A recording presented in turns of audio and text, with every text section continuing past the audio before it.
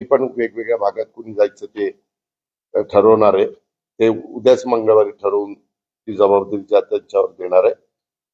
आणि आपल्या इथं साधारण 26ला अंतिम चित्र झाल्यावर 2 तारखेला मतदान आहे.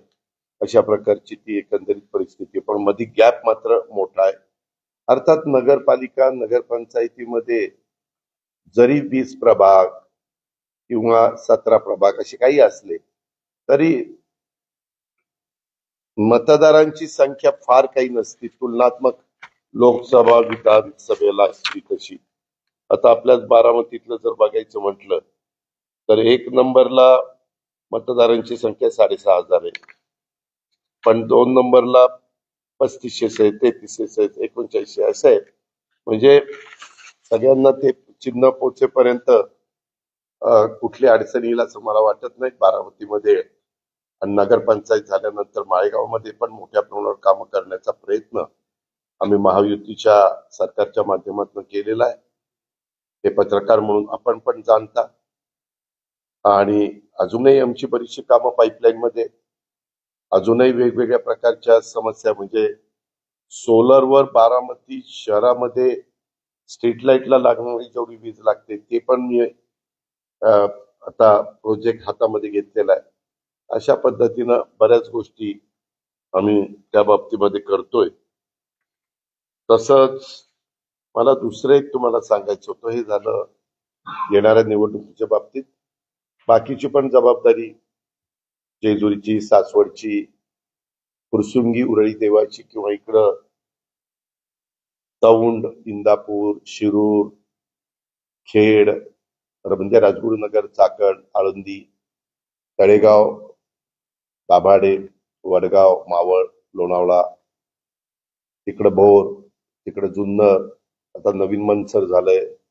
अशा वेगवेगळ्या निवडणुका होणार आहेत, त्याच्याबद्दल पण आम्ही सगळेजण लक्ष ठेवून, आणि राज्यात पण चाललेलं आहे तिथं पण आम्ही पण लक्ष ठेवून, आमचे मित्रपक्ष पण लक्ष ठेवून आहेत आणि समोरचे विरोधक पण लक्ष ठेवून. ते मला आपल्या सगळ्यांच्या निदर्शनास आणून द्यायचं होतं. दुसरं, मधल्या काळामध्ये काही घटना घडल्या त्याच्याबद्दल स्पष्टपणे मी माझी भूमिका मांडली आणि त्याच्याबद्दल इन्क्वायरी पण सुरू झाली, FIR पण दाखल झाली ज्यांच्या सह्या आहेत त्यांच्यावर, आणि चौकशी पण सुरू केलेली आहे. 1 महिन्याची मुदत मुख्यमंत्री महोदयांनी दिलेली आहे आणि त्यावेळेस सगळं वस्तुस्थिती काय ती जनतेच्या समोर येईल. 1 रुपयाचा व्यवहार न करता नुसते आकडे लिहून कसा कागद होऊ शकतो ते आजपर्यंत मला काही कळलेलं नाहीये. आणि त्याच्यावरून मी पण आश्चर्यचकित झालो की असं कसं, ज्या रजिस्टर ऑफिसच्या व्यक्तीनी हे नोंदणी केली त्यांनी कशामुळे ही नोंदणी केली, काय त्याला असं घडलं की त्यांनी चुकीचं काम केलं, अशा सगळ्या गोष्टीचा वस्तुस्थिती आपल्याला महिन्यांनी कळेल. कारण सगळे चांगले अधिकारी मुख्यमंत्री महोदयांनी त्या कमिटीवर नेमलेले आहेत. ते सुरू झाल्यावर पत्रकार मित्रांनो काय होतं, निवडणुका जवळ झाल्या की आमच्यावर आरोप सुरू होतात, कुठनं तरी काहीतरी काहीतरी. मागेही तुम्हाला आठवत असेल की असाच 2009ला का 8ला 70,000 कोटीचा आरोप झाला. त्याला 15-16 वर्ष झाली, परंतु त्याच्यातनं काहीही कुणी पुरावे देऊ शकले नाही, काही होऊ शकले नाही. पण बदनामी तर आमची होती. कुणी पण उठायचं, ते असं झालं तसं झालं. अलीकड मीडियामध्ये बोलताना वेगवेगळे प्रवक्ते बोलतात, ते पण त्याच्यामध्ये करतात. शेवटी चुकीचं कुणाकडनं घडलं आणि त्याच्यामध्ये काही त्याच्यावर आरोप झाले तर एक वेळ आम्ही समजू शकतो, परंतु सकाळपासून रात्री उशिरापर्यंत लोकांची कामं करायची, पारदर्शकता कशी राहील ते बघायचं, नियमाला धरून करायचं, संविधानाने सांगितलेल्या सगळ्या गोष्टीचा आदर करायचा, घटनेच्या कायद्याचा पूर्णपणे कुठेही तिथं चूक होणार नाही हे बघायचं. आणि ते झालं की लगेच बारामतीतल्या कुठल्या कुठल्या जमिनीचं काढायला लागले. माझं तुम्हालाही सगळ्या पत्रकार मित्रांना आव्हान आहे, मी माझ्या राजकीय कारकिर्दीला सुरुवात केल्यापासून मी कधीही माझ्या हातनं कुठली चुकीची गोष्ट होऊन देत नाही आणि मी मागेही 2-3दा एकदा मुंबईला सांगितलं, पुण्यामध्ये सांगितलं, आता तुमच्या इकडे सांगतो की माझ्या नावाचा वापर करून माझ्या जवळचे नातेवाईक असतील, लांबचे नातेवाईक असतील, माझे जवळचे कार्यकर्ते असतील, माझे जवळचे सहकारी असतील, माझ्या जवळचे अधिकारी असतील, त्यांनी जरी कुणी काही सांगितलं, त्यांनी तर सांगूच नाही, पण यदा कदाचित काही सांगितलं तर ते नियमात नसेल तर अजिबात संबंधित अधिकाऱ्यांनी त्या कामात करता कामा नये. अजिबात कुठलाही दबावला ते बळी पडता कामा नये हे मी स्पष्टपणे सगळ्या माझ्या क्लास 1, क्लास 2, क्लास 3 या सगळ्या अधिकाऱ्यांना पण आवाहन करतो आणि IAS ऑफिसर जे कोणी वरिष्ठ अधिकारी आहेत, त्यांना पण सगळ्यांना आवाहन करतो. आता पत्रकार मित्रांनो, तुम्हाला माहिती आहे, बारामती तालुका खरेदी विक्री संघ मेडक इथं गट क्रमांक 414/1 जमिनीच्या बाबत काहीतरी आरोप झाले. मी त्याही वेळेस सांगितलं की जे आरोप झाले त्यांनी कागदपत्र तपासावी, त्याच्यात जर चुकीचं झालेलं असेल तर संबंधितांच्याकडं तक्रार करावी, संबंधितांनी त्याची चौकशी करावी, कायद्याच्या नियमाच्या अधीन राहून आणि चौकशी करून सत्य लोकांच्या समोर आणावं. आता ही 25/3/1994 रोजी जिल्हाधिकारी पुणे यांनी तहसीलदार कार्यालयामार्फत जमीन मिळणे कामी खरेदी विक्री संघाने प्रस्ताव दिला होता. कधी 94 साली. नंतर 4थ्या महिन्यात म्हणजे पुढच्याच मार्चला प्रस्ताव दिला, एप्रिलला ग्रामपंचायत मिळत होती, त्यांनी शासकीय जागा मिळवण्यावर ठराव मिळावा असं मागणी आम्ही म्हणजे संघाने केली. 15/4ला विषय नंबर 7 मध्ये ती 5 एकर जागा देण्याबाबतचा ठराव झाला, कारण ग्रामपंचायतीच्या हद्दीत जागा पाहिजे असेल तर त्यांचा ठराव लागतो. 11/5/94ला 2 महिन्यांनी त्याची सर्व कागदपत्राची पूर्तता करून प्रस्ताव जिल्हाधिकाऱ्याकडे सादर झाला. तहसीलदारांनी काही प्रस्तावातील त्रुटी पूर्ण करण्याबाबत पत्र संघाला दिलं. संघाने ते सगळं काही नीटनेटकं केलं, त्या त्रुटी पूर्ण केल्या आणि साधारण त्यांनी पर्यायी जागा उपलब्ध करून देण्याबाबत तहसीलदार यांचे पत्र संघाला मिळाले.